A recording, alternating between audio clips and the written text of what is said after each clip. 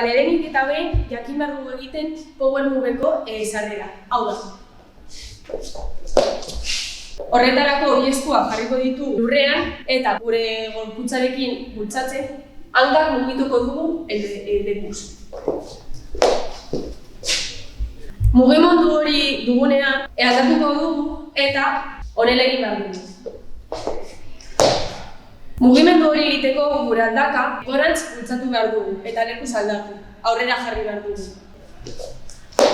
Posizio honetan egotean, ostikada bat emango dugu buelta emoteko.